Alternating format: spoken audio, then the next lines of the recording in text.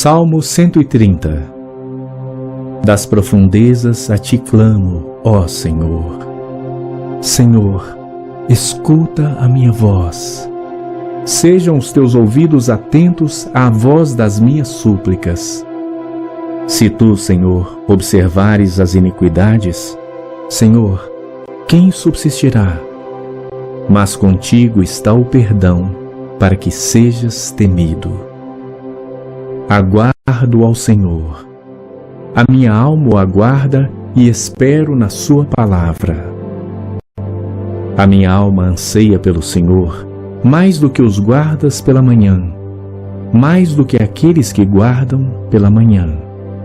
Espere, Israel, no Senhor, porque no Senhor há misericórdia, e nele há abundante redenção. É Ele quem redimirá a Israel de todas as suas iniquidades.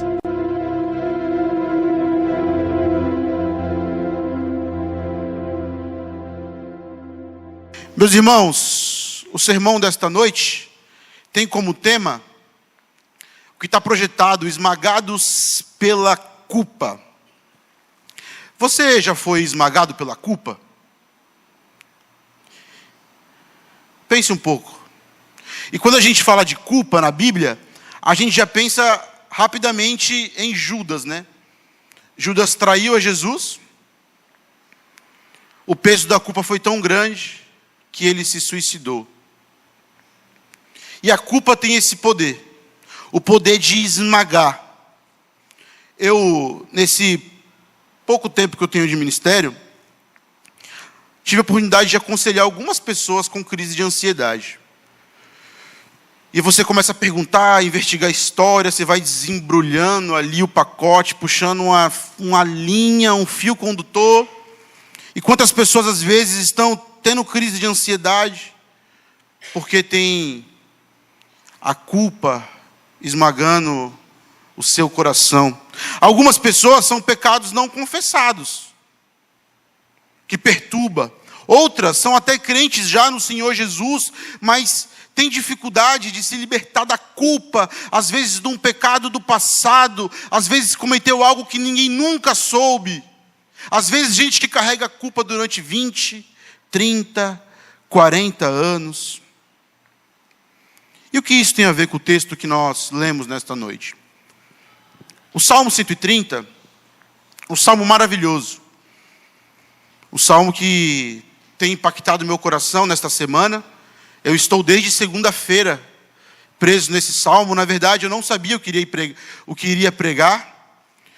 E, meus irmãos, só o Espírito Santo sabe o que a igreja precisa ouvir. E eu passei segunda-feira orando, ia do Antigo Testamento para o Novo, do Novo para o Antigo, olhava minhas anotações, minhas devocionais. Deu 7 da noite, falei para minha esposa: eu não sei o que eu vou pregar. Continuei orando, comecei a ler os salmos, até que chegou no 130, o meu coração ardeu. E, meu irmão, eu quero dizer algo para você nesta noite. Se você é alguém esmagado pela culpa, hoje é noite de consolo, de graça, de esperança. E o Salmo 130, ele trata de uma peregrinação. Do Salmo 120 ao Salmo 134, são chamados os Salmos de Romagem, ou os cânticos de peregrinação.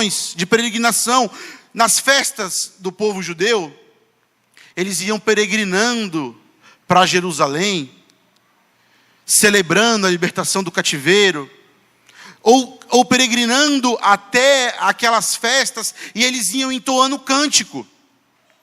E esses cânticos são um salmo de peregrinação. E este salmo, o Salmo 130, nós não sabemos quem o escreveu, quando foi escrito, nem sob quais circunstâncias. Mas nós sabemos de uma coisa: o salmista que o escreveu, ele estava sendo esmagado pela culpa do pecado. E esse salmo, ele é um salmo especial. Na história da igreja, ele tem um lugar especial. Ele era o salmo predileto de João Calvino, Martinho Lutero, Agostinho de Hipona, porque todos nós, em algum momento, já fomos esmagados pela culpa. Todos nós já cometemos pecados que depois eles nos atormentaram e nos assombraram. O problema é que tem muitas pessoas que ainda vivem atormentado pela culpa. E esse salmo, em latim, ficou chamado na história da igreja como De Profundis, que ele começa falando: das profundezas clamo a ti. É um salmo que traz consolo, meu irmão.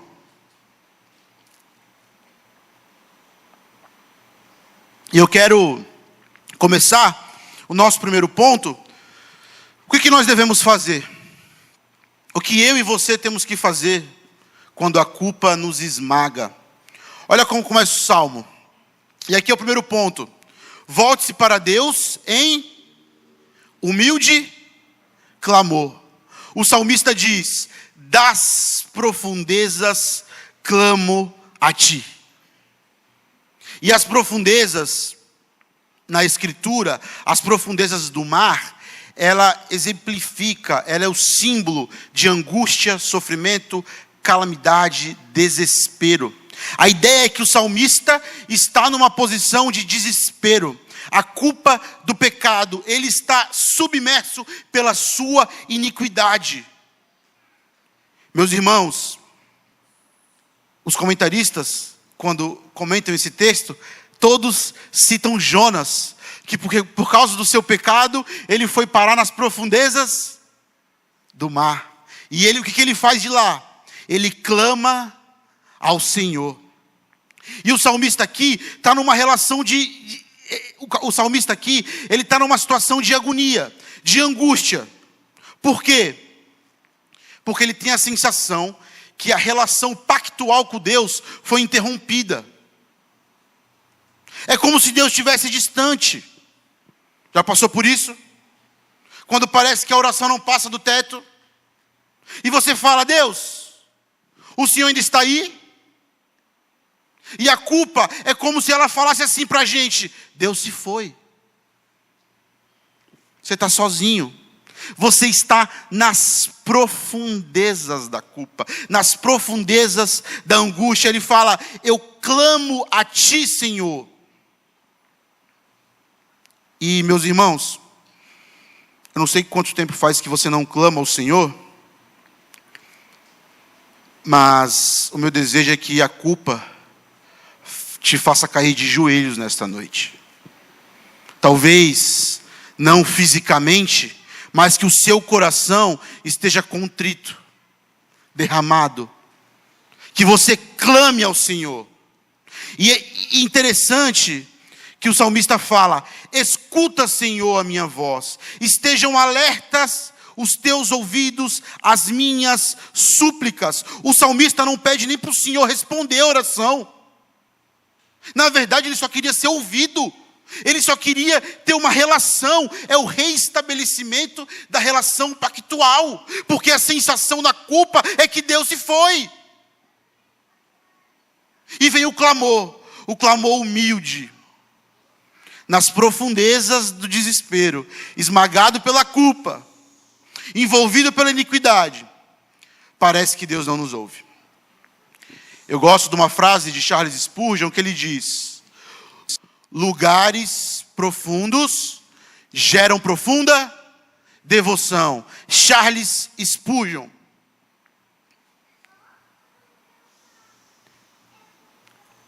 Ele pediu alguma bênção nessa oração? Nesse clamor, ele pede algum presente material? Nada. Ele clama com uma devoção profunda e humilde. Ele fala: Senhor, os teus ouvidos podem me ouvir. Estejam alertos os teus ouvidos à minha súplica. É uma humilhação. E ele corre para os braços de Deus. Tem gente que é esmagado pela culpa e insiste em fugir de Deus. Primeiro, se percebe a reação das pessoas que muitas vezes caem em pecado, que se distanciam do Senhor. Elas fogem da igreja, elas somem. A tendência É o pecador, com a sensação da relação pactual quebrada, se distanciar do Senhor. O salmista faz diferente. Ele não corre de Deus, ele corre para Deus. E nesta noite, meu irmão, você precisa correr para Deus. E quando o sorriso de Deus está escondido de nós, acredite, porque essa é a sensação, que Deus escondeu de nós o seu sorriso na noite escura da alma. E eu quero que você pense nas profundezas do oceano, porque essa é a imagem que o salmista usa. Das profundezas clamo a ti. Nas profundezas não tem luz, é escuridão. E a culpa, o pecado, nos conduz para a noite escura da alma. O que nós devemos fazer? Devemos correr para Deus. Grave essa frase de Charles Spurgeon. Lugares profundos geram profunda devoção. Assim como Jonas, o convite do Senhor nesta noite é que você clame a Deus. E o motivo pelo qual o salmista não corre de Deus, mas ele corre para Deus, vai ficar muito claro agora. No segundo ponto, que diz: reconheça a sua culpa e busque o perdão de Deus. Olha o que diz o texto. Se observares, Senhor, iniquidades, quem, Senhor, subsistirá? Se tu, Senhor, observares as iniquidades, quem, Senhor, poderá escapar? A ideia é, o Senhor é tão santo, e nós somos tão pecadores, que ninguém poderia ficar de pé diante da sua presença. E o salmista entende isso. Ele entende que para você estar na presença de Deus, você tem que ser justificado, mas ao mesmo tempo, ninguém pode justificar a si mesmo. Isso aqui é maravilhoso. E perceba, o salmista, ele reconhece a culpa dele. Por isso que ele diz: quem pode resistir na tua presença? Eu sou culpado, isso é verdade. Mas ninguém é tão santo que não está correndo risco diante do Senhor. Porque a santidade de Deus, ela é absurda, exagerada, é santíssima. É santo, santo, santo, enquanto nós somos profundamente depravados. E sabe qual é o problema de muitas pessoas que estão com a culpa? Elas tentam lidar com a culpa da maneira errada. E eu vou explicar isso. Esse é o ídolo da autojustificação. E se você olhar para o ídolo da justificação, a negação ali é aquela pessoa que insiste em negar que ela é culpada. A pessoa está sendo esmagada pela culpa, mas como é a forma dela de trazer alívio para ela mesma? Dizendo que ela não tem culpa nenhuma, que ela não pecou. Ela está tentando trazer uma injeção de tranquilidade para a sua consciência. Segundo lugar, tentando ser uma pessoa melhor. Eu não numerei aqui, né, meus irmãos? Mas vocês entendem, é do 1 ao 5. Acontece. Gente, e essa tentativa de ser uma pessoa melhor, que é o autoaperfeiçoamento moral, isso é muito comum hoje em dia. A pessoa fez tudo errado na vida. Agora ela fala: agora eu vou começar a fazer tudo certinho. Preciso ser uma pessoa melhor, porque eu já errei demais. No fundo, ela está lidando com a culpa dela de uma maneira que ela está se auto-justificando. Eu pequei, agora faço tudo certo e eu alivio minha culpa dos pecados passados. Ídolo da auto-justificação. Em terceiro lugar, isso aqui é muito comum. É a pessoa que ela tem a culpa perturbando ela tem os pecados ali, mas o que ela faz? Ela olha para outra pessoa que cometeu algo pior do que ela para trazer alívio para ela. Ela fala assim: ó, eu tenho esse pecado aqui, mas pelo menos eu não traí minha esposa, né? Eu estou aqui fazendo uma fofoquinha, mas pelo menos eu não matei ninguém. Que aquela pessoa lá está sabendo, né? Eu estou aqui, sonegando meus impostos. Eu sei que é pecado, mas tem gente por aí fazendo coisa muito pior. Para fazer o quê? Para trazer alívio para si mesmo. Aquela pessoa da relativização. Já viu? Hoje em dia é normal. É aquela pessoa que a cultura do momento governa ela. Ela sabe que a palavra de Deus condena. Que a palavra de Deus é contra.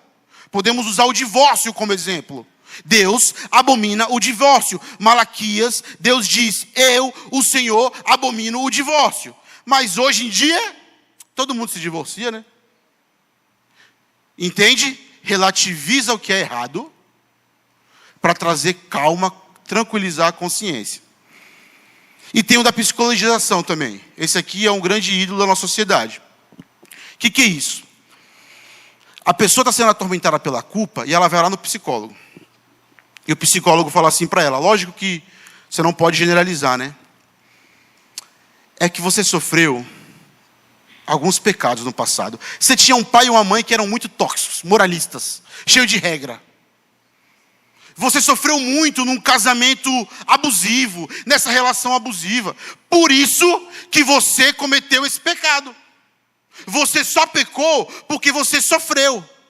Essa é a psicologização. Tira você do papel de culpado para vítima. Qual é o problema disso? O problema é que a nossa culpa, ela não é simplesmente psicológica, emocional. A nossa culpa é moral. A nossa culpa é no tribunal de Deus. E nada disso aqui pode remover a nossa culpa. Esse ídolo não pode nos salvar. E você percebe que as pessoas, elas tentam de tudo e nada resolve. A angústia volta, o peso da culpa vai voltar e vai te esmagar novamente. Porque você precisa assumir. Você precisa falar: eu sou culpado. Eu pequei contra o Senhor. Eu sou um réu da lei de Deus. Assuma a sua culpa. O salmista faz isso. E o salmista escolhe o caminho. Escolhe o caminho de reconhecer a culpa e de buscar o perdão de Deus. Porque o texto fala. Se você olhar, o salmista diz: mas contigo está o perdão. Meus irmãos, nós temos um problema aqui. Um baita problema. Se ninguém pode ficar de pé na presença de Deus pelos seus próprios méritos, como que eu vou até Deus pedir perdão? Como que nós vamos comparecer diante de um Deus santíssimo, cheio de pecado? Aqui nós temos um problema. E não se engane, nós seremos levados a julgamento. Não se engane. Como um Deus que não suporta o pecado pode perdoar e amar o pecador? E nós precisaremos prestar contas. E agora? Como que a gente resolve isso? Estamos perdidos. Ninguém pode permanecer de pé na presença de Deus. Porém, o salmista fala: contigo está o perdão, porque é da essência de Deus perdoar. E o salmista sabe que Deus tem um pacto com o seu povo e que Deus tem uma aliança com o seu povo. Só que o salmista também sabe que para ter perdão, para o pecado ser perdoado, precisa ter o pagamento pelo pecado. Todo pecado precisa ser castigado. E bem provavelmente, o salmista tinha em mente aqui o dia da expiação. Ele era um judeu e ele tinha em mente o dia da expiação. O que acontecia no dia da expiação? O sumo sacerdote imolava um animal e ele aparecia na presença de Deus no lugar mais santo do templo, o santo dos santos, ou o lugar santíssimo. Ele aparecia com o sangue do animal, que mostrava que o pecado do povo havia sido pago com a morte daquele animal, para que isso satisfizesse a ira de Deus. Na verdade, o autor de Hebreus fala que o sangue de bode não pode remover pecado. Isso era apenas um símbolo, isso era apenas uma sombra que fazia o povo olhar para frente esperando o Messias prometido. Então, aquilo ali trazia a esperança de que uma vez os pecados seriam expiados. O salmista sabe disso. Só dá para aparecer na presença de Deus através do sangue. Mas é bem provável que ele tivesse em mente outro ritual. No dia da expiação, o sumo sacerdote colocava a mão na cabeça do bode e ele orava pedindo perdão pelos pecados do povo de Israel. E esse bode, que era chamado de bode emissário, ele era levado para fora de Jerusalém, para o deserto. Qual era a ideia? Transferência de culpa. Os nossos pecados eram colocados, ou melhor, os pecados do povo de Israel era colocado no bode e o bode fugia para o deserto, com a ideia de levar os nossos pecados para longe e fazer uma transferência de culpa. E isso aqui, meus irmãos, é o motivo pelo qual nós podemos buscar o perdão. Porque haverá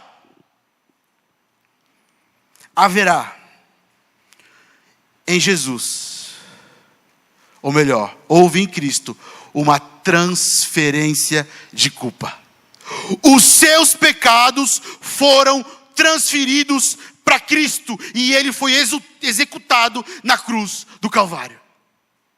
É por isso, e o salmista sabe do sistema sacrificial levítico, ele sabe que há esperança. Mas a pergunta é: a cruz, ela é instrumento de juízo ou de graça? Quando a gente olha para a cruz, a gente vê a ira de Deus ou a gente vê o perdão de Deus? A resposta é: nós vemos os dois. A cruz, ela é, ao mesmo tempo, olha que interessante, ao mesmo tempo, o ódio de Deus ao pecado e o amor de Deus aos seus filhos. Você tem noção do que é isso? Ela é ao mesmo tempo justiça e graça, ira e amor, condenação e perdão, morte e vida. Exemplificando isso, a justiça cai sobre Jesus, a graça sobre você, a ira sobre Jesus, o amor sobre você, a condenação sobre Jesus e o perdão sobre você. A morte cai sobre Cristo, para que a vida recaia sobre nós. Por isso que há perdão. Meus irmãos, sabe como nós podemos lidar com a culpa nesta noite? Assumindo que somos culpados.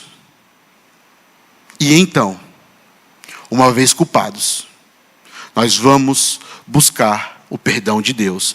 Porque em Jesus, apenas nos méritos de Cristo, nós podemos nessa noite cultuar a Deus.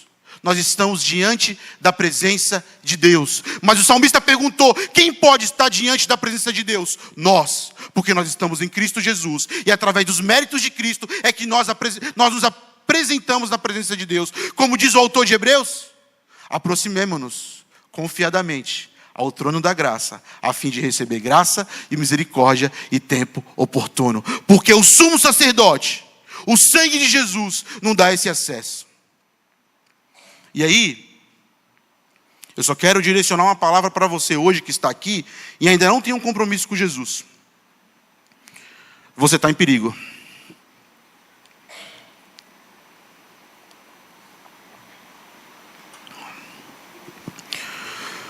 Os que estão em Jesus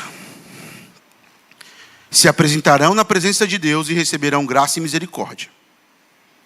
Os que não estão serão condenados e esmagados pela ira. Tome cuidado. Creia no Senhor Jesus, arrependa dos seus pecados e desfrute do perdão. Interessante que ele diz assim, Se você for lá no texto mais uma vez, ele diz: mas contigo está o... Não perca de vista a ideia. Ele sabe que para que houvesse perdão, tem que ter pagamento, tem que ter sangue. Nós já apontamos para Cristo aqui, trazendo esperança para nós. Mas ele diz: para que sejas temido. Sabe qual é a ideia aqui, meus irmãos? Quem desfruta desse perdão, teme ao Senhor. Paulo fala: permaneceremos no pecado para que superabunde a graça? De modo nenhum. Porque quem é perdoado por Deus e quem é cativado pelo Evangelho, não se sente no direito de pecar. Ele passa a ter um temor reverente. Ele passa a temer a Deus. Essa ideia de que, porque Deus é perdoador, porque Deus é um Deus de misericórdia, nós podemos pecar à vontade. Não faz sentido. Porque o perdão está com Deus para que ele seja temido. Tome cuidado com isso. E em terceiro lugar, aguarde pelo Senhor. Olha o que diz o texto: aguarda o Senhor, a minha alma o aguarda, eu espero na sua palavra. Repetindo, o salmista sabe que Deus é um Deus de aliança. O salmista sabe que Deus tem um pacto com o seu povo. E o salmista sabe que Deus não vai abandonar o seu povo. Então, por que o salmista, nesse processo de sair das profundezas da culpa e desfrutar da graça, por que ele aguarda no Senhor? Ele aguarda baseado no que a gente já viu, na graça, no perdão. E aqui ele fala: olha como funciona: aguardo no Senhor, a minha alma o aguarda. A repetição aqui na língua hebraica traz uma ideia de ênfase. Ele está dando uma ênfase. Aqui está com uma intensidade. É como se ele falasse assim: ó, eu aguardo no Senhor de todo o meu coração, de maneira profunda. Eu aguardo no Senhor com todas as minhas forças. Aqui é uma expressão do coração do salmista. Isso é interessante, porque depois de clamar, depois de reconhecer a sua culpa, depois de pedir perdão, ou reconhecer que o perdão está com Deus, ele se coloca no papel de quem espera. Mas espera no quê? Olhe para o verso 5. Espero na sua palavra. Essa aqui é uma espera desordenada? Não. É uma espera vazia? É uma espera na onde? Na palavra de Deus. O salmista certamente conhecia a lei do Senhor. Ele conhecia as promessas de Deus. Ele conhecia os textos que mostravam que Deus tem um pacto com o seu povo. Ele espera embasado na palavra. E aí, meus irmãos, algo interessante que quero compartilhar com vocês. Algumas vezes eu aconselhei algumas pessoas com problema de culpa. E muitos crentes antigos. E o que era incomum com essas pessoas? Adivinha? A ausência da leitura bíblica. Gente que era acusada pela culpa, já estava em Cristo e não desfrutava da graça, porque não conhece a palavra de Deus. Porque a palavra de Deus, ela nos faz ter convicção de que nós somos um povo lavado e remido pelo sangue.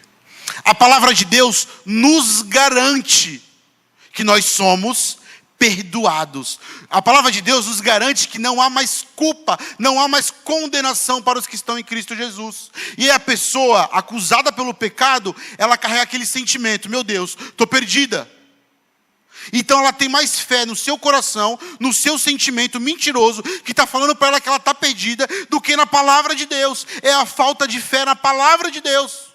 A palavra de Deus diz o que para a gente hoje?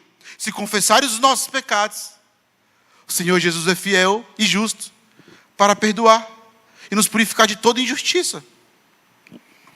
Característica de muitos crentes que carregam a culpa. Não leem a Escritura. Tentam lidar com a culpa da maneira errada. E acredite, meu irmão, a palavra de Deus tem o poder de trazer de volta a alegria da salvação. Ela tem o poder de nos tirar as profundezas da culpa. Mas nós somos um povo que lê pouco a Escritura. E se você lê pouco a Escritura, você conhece pouco as promessas de Deus. Você conhece pouco a convicção do que você recebeu em Cristo. O salmista não, ele conhecia as promessas de Deus. E aí, olha que interessante. Se você olhar para o texto, o salmista diz: a minha alma anseia pelo Senhor. Esse anseia aqui, esse verbo ansiar, ele também tem a ideia de ênfase, está na língua original. É um anseio profundo. Anseio pelo Senhor mais do que os guardas anseio pelo romper da manhã. Mais do que os guardas pelo romper da manhã. Por que o salmista usa essa ilustração? Esse exemplo. O que acontecia naquela época?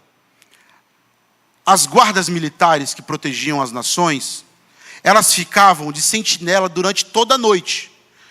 E não tinha, meus irmãos, não tinha luz. As noites eram tenebrosas, tensas. Todo mundo alinhado, bem postado.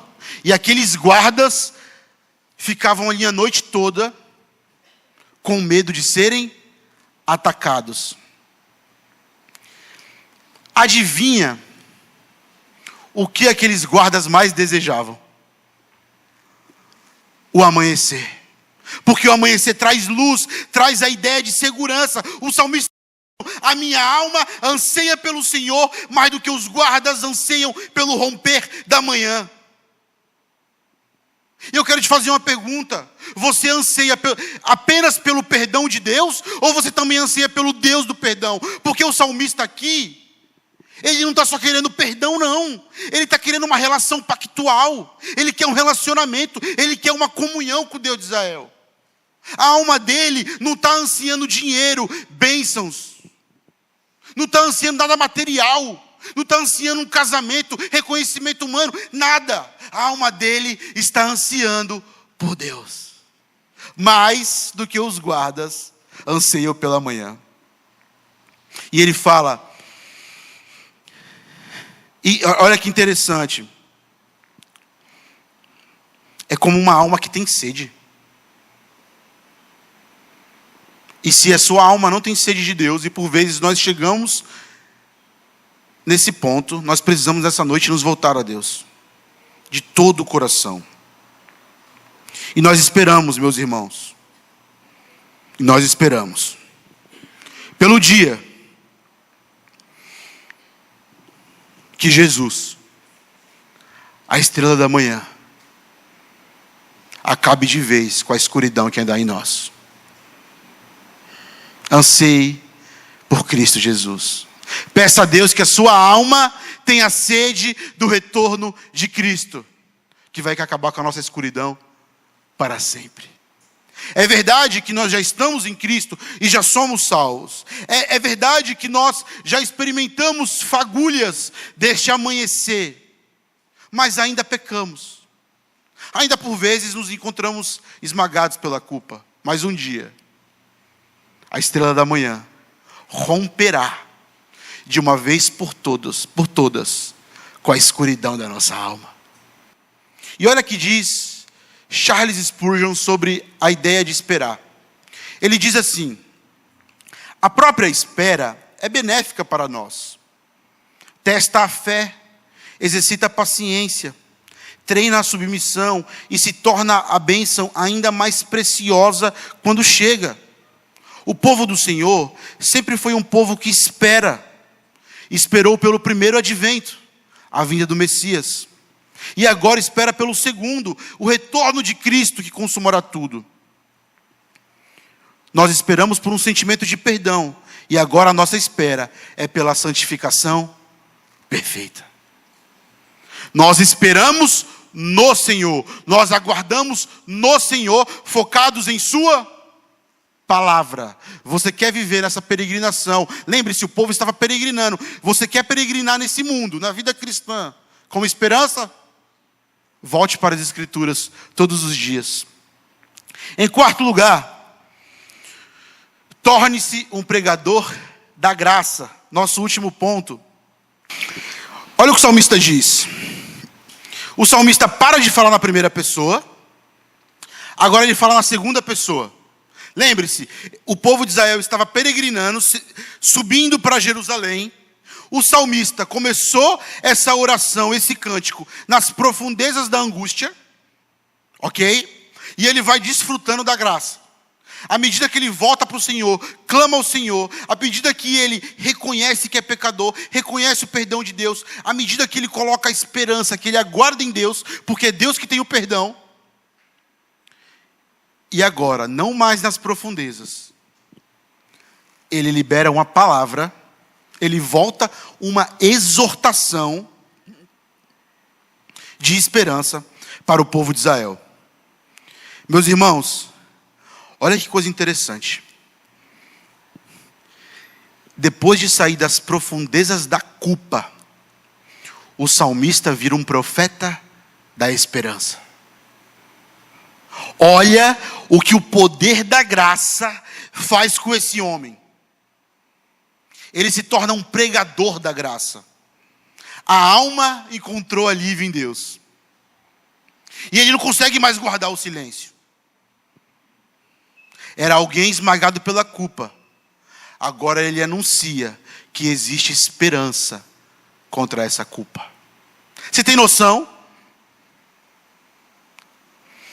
Ele fala, espere no Senhor. Mais uma vez, a língua hebraica traz a ideia de ênfase, de algo profundo.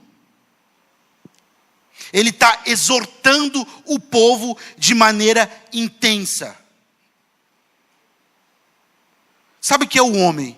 Virar para o povo e exortar o povo de maneira enérgica. Espera, Israel, no Senhor, pois no Senhor, só no Senhor a misericórdia. Interessante que ele, embora ele saiba que na presença de Deus, pelos próprios méritos, ninguém pode permanecer, ele também sabe que Deus há misericórdia. E aqui, meus irmãos, misericórdia é o termo hesed no hebraico. Significa amor pactual e leal, um tipo infalível de amor. O termo hesed é tão abrangente que uma única palavra em português dificilmente consegue captar todo o seu significado. Essa palavra aqui é a palavra que, da onde foi traduzido misericórdia. Saiba que nós lidamos com uma tradução. Qual é a palavra original? Hesed. Ele diz assim,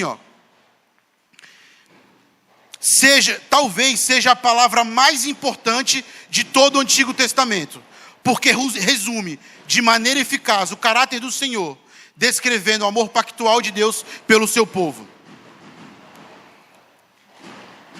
Não perca de vista, é o inimigo se levantando. Volte para cá e capite comigo a aplicação disso aqui. Quando o salmista usa o termo hesed, é como se ele estivesse falando assim, por causa da aliança, do amor pactual de Deus pelo seu povo, ele não dará o castigo que o seu povo merece. Porque ele tem um pacto, ele tem uma aliança de poupar esse povo e de salvar esse povo. E de amar esse povo. Meus irmãos, isso aqui é muito profundo. E nós precisamos distinguir graça e misericórdia. O que é graça? Graça é quando Deus nos dá aquilo que nós não merecíamos. Ele nos deu salvação. Nós merecíamos? Não. O que é misericórdia? É quando Ele deixa de nos dar aquilo que nós merecíamos. Nós merecíamos condenação. Ele nos condena? Não. Porque o seu amor é hesed. O seu amor... Gente, aqui é uma ideia de uma fidelidade pactual. O mesmo homem que estava nas profundezas da culpa, agora anuncia uma esperança que provém do amor excede. Deixa eu falar um negócio para você aqui, te fazer uma pergunta. Faz quanto tempo que você não anuncia a esperança do Evangelho para homens que carregam a culpa moral do pecado? Há quanto tempo? Porque, presta atenção, se você nunca sentiu o peso da culpa do pecado e nunca, depois de se converter, anunciou essa esperança como um profeta da esperança, talvez você não tenha entendido a profundidade do perdão do Senhor. O salmista sai da angústia para a esperança e anuncia a graça de Deus. Meu irmão, saia daqui hoje como um profeta da esperança. Fala para o seu vizinho, para alguém da sua família, só fale que de fato ele é culpado, que de fato ele está correndo perigo, mas se ele crê em Jesus Cristo, há esperança, porque Jesus é quem leva os nossos pecados. E aí, ele diz, o texto é maravilhoso, ele fala assim: espera Israel no Senhor, pois no Senhor há misericórdia, nele temos copiosa redenção. O que é isso aqui? Ele fala copiosa, né? A ideia de copiosa, deixa eu ver se o texto está aqui. Isso. Ele que redime Israel de todas as suas iniquidades. Mas no verso 7, temos copiosa redenção. A ideia de copiosa é de algo em infinito grau, magnitude, algo muito grande. Ou seja, a redenção de Deus para nós é algo exageradamente assustador. Mas o que é redenção? O termo da palavra original aqui traz a ideia de libertação. E que interessante, apenas no Salmo 130, esse termo hebraico, pedut, ele não é usado para uma libertação de algum cativeiro político, alguma coisa. Ele traz a libertação, a ideia de uma libertação de um cativeiro espiritual. Não perca isso de vista. O que é redenção? É libertação. Libertação do quê? De um cativeiro espiritual. Mas também, isso aqui é muito interessante, traz a ideia de pagamento de um preço. Não existia redenção se um preço não fosse pago por quem estava no cativeiro. Entendeu? Não existia redenção, não existia libertação para quem estava escravizado num cativeiro. Só que nesse salmo se trata de um cativeiro espiritual. O que isso vem à sua mente?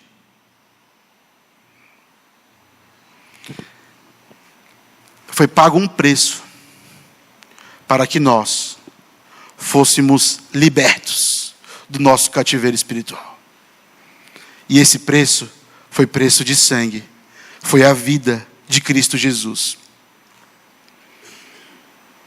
A misericórdia no Senhor, Israel. Espera no Senhor, Israel, porque nele há copiosa redenção. Isso aqui traz consolo para almas esmagadas pela culpa. Nós somos libertos do império das trevas, do pecado, da morte, na culpa. Nele, apenas em Cristo, temos essa redenção. Espera, Israel, no Senhor, nosso Deus.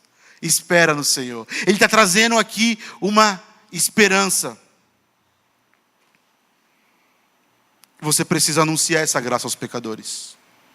Se você desfruta desse perdão, meu irmão, nesta noite, você precisa sair daqui disposto a ser um profeta da esperança, um pregador da graça. E perceba, o salmo começa com um clamor desesperado. E ele está terminando com uma certeza, uma esperança. Começa com culpa e termina com a promessa. A promessa, o verso 8, é ele quem redime Israel de todas as suas iniquidades.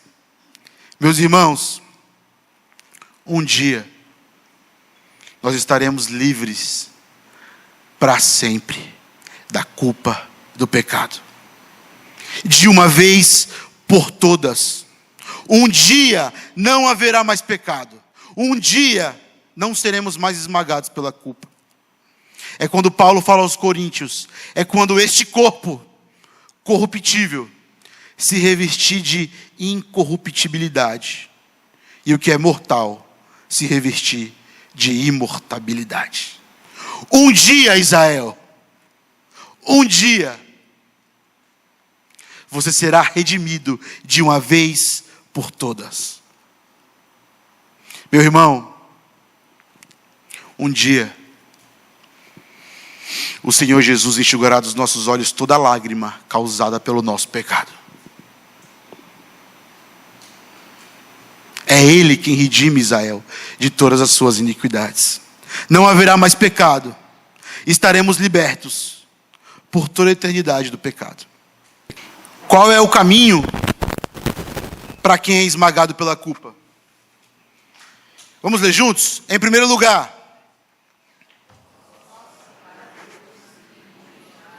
em segundo lugar,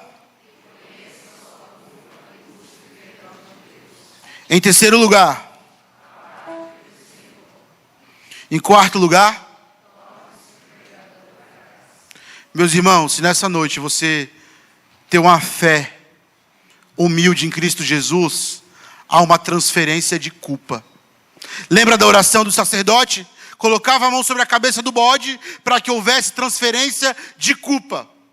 Nesta noite, meu irmão, a transferência de culpa. A sua culpa pode ser colocada em Cristo. E acredite, o que mais o homem precisa, o pecador precisa, era a transferência de culpa. Fique de pé, vamos ler mais uma vez. Ou melhor, vamos encerrar juntos, todos juntos, lendo em alto bom som, Romanos 8:1, trazendo esperança para o nosso coração.